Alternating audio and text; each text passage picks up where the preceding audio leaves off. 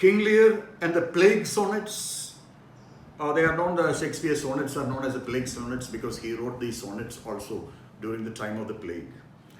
So, King Lear, Plague Sonnets, Rape of Lucrece, Venus and Adonis, they were all Corinthian literature written by Shakespeare. And when we talk about this virus and its influence on literature, another striking example is The Wasteland, written in the 1920s by English poet T.S. Eliot. Wasteland projects a spiritual vacuity in the modern world. It is said that the virus of flu influenced the writing of Eliot. At that time, we have broken images and a picture of desperation, lack of spirituality, total spiritual vacuity. Well, Eliot also makes a reference to Brihadaranyaka Upanishads from India when he says, Da Datta Damyata. This is a clarion call for new beginning, which means give, control, sympathize. We come to hunger, which is something very relevant these days. Well, you know about the plight of our migrant population, tossed about here and there through the heartland of India and fighting for survival during this perilous pandemic. So hunger is the crucial reality of human life, which manifests as an offshoot of this deadly virus.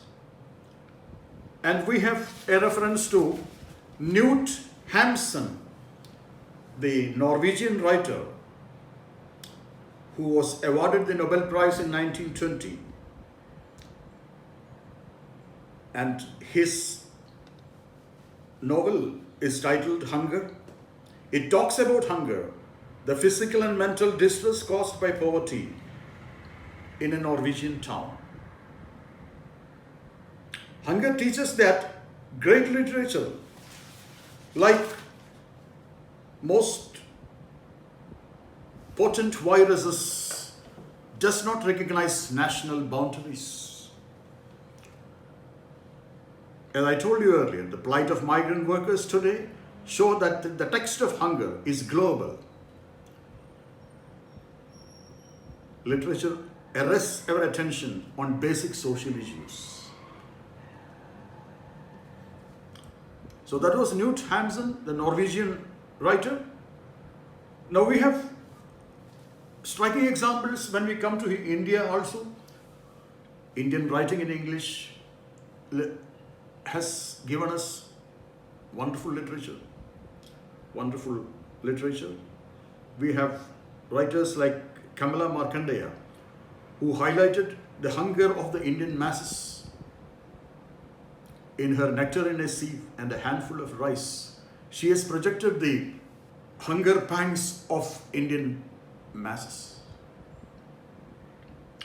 So again, this kind of literature is really thought-provoking. So literature makes us think, and we have to think. See, it highlights the plights of the poor, the downtrodden, people who are victims of inequalities of various types.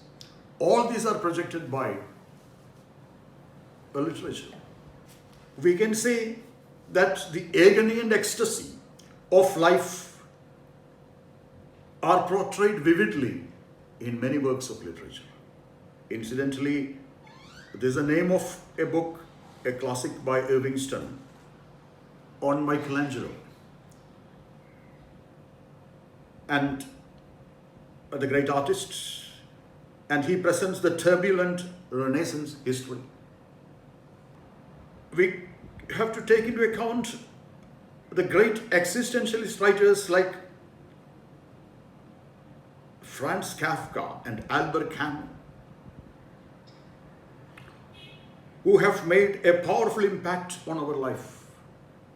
Kafka has given us a story known as Metamorphosis, in which the hero is suddenly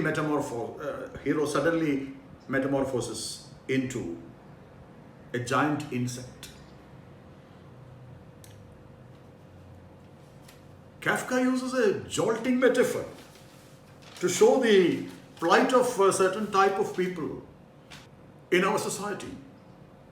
So this gentleman, he was the breadwinner.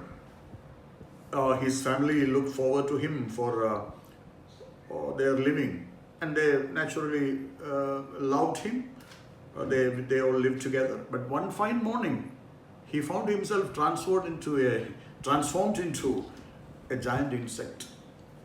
And naturally, everybody starts looking down upon him.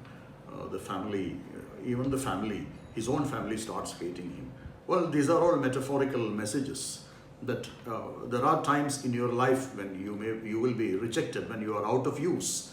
You are the same society which finds you useful will reject you mercilessly the moment they find that you are useless. So these are the powerful messages sent by existentialist writers like Franz Kafka. Then we have Camus. Camus has encapsulated the scourge of plague in his novel, The Plague.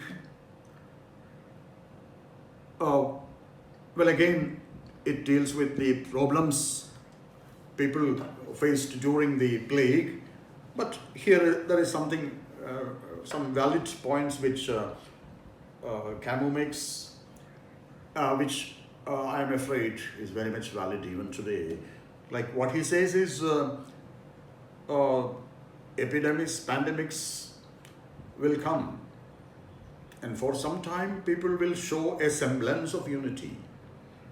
But the moment the problem goes away, their prejudices start coming. And sometimes even during the course of the pandemic itself, the prejudices start showing.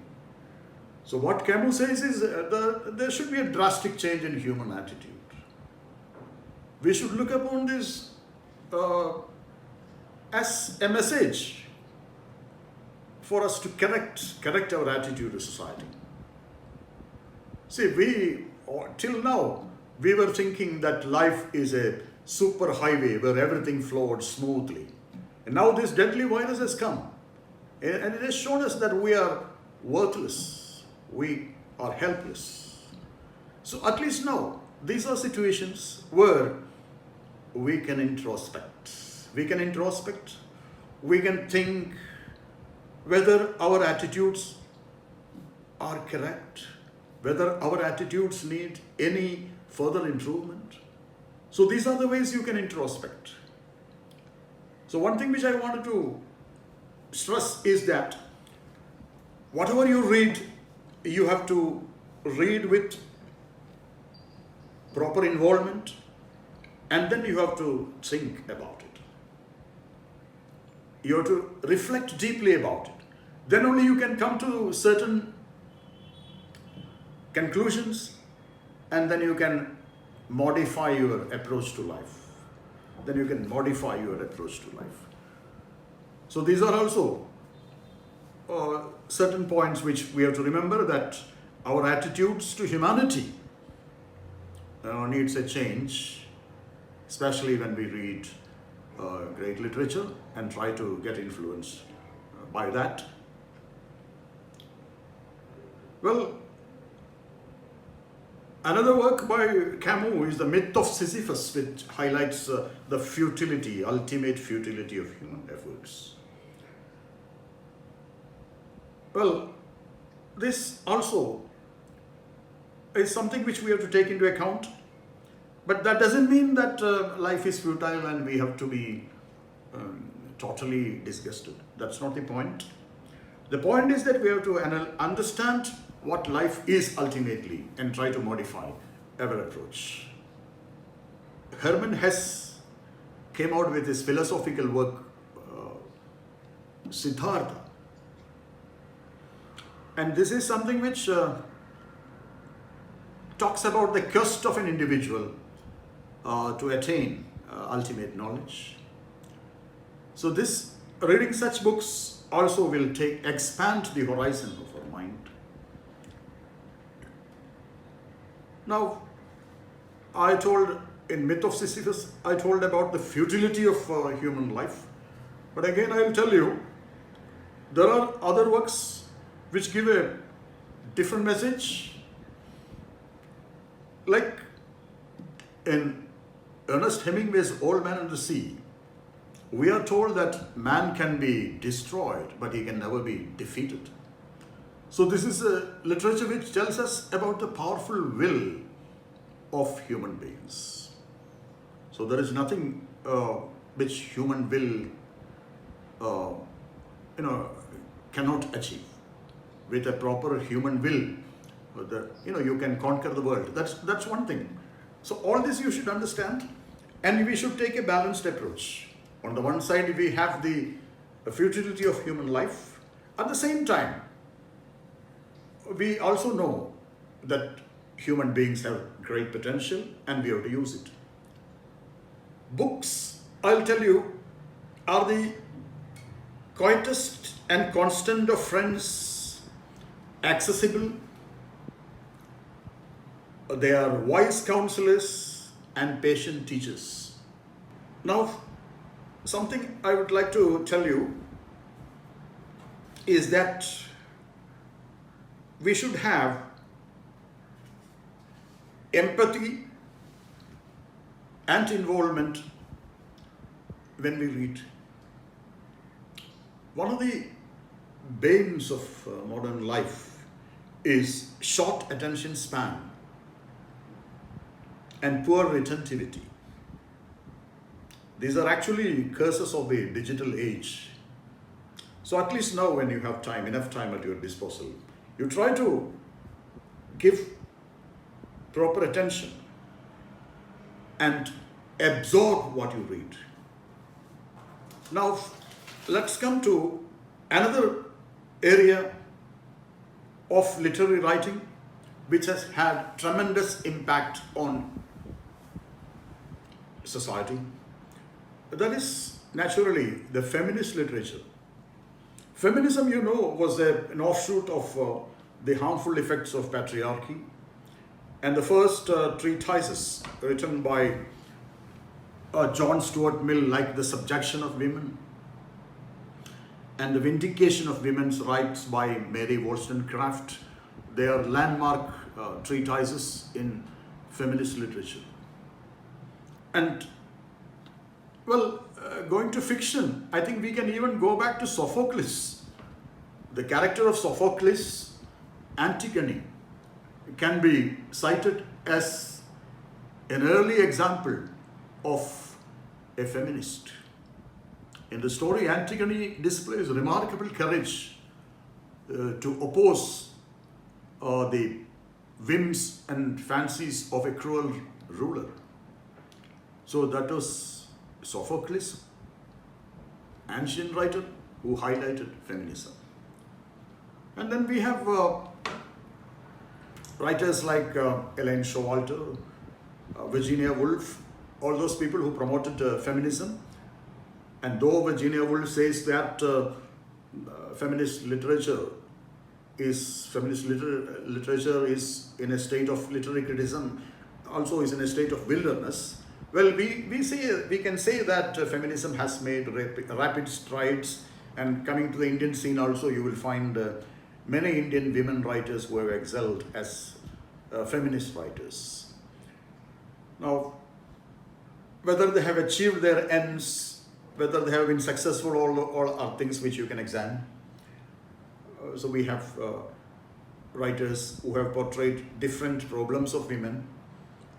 And anyway, we can say for sure that feminist writing has definitely made an impact on humanity.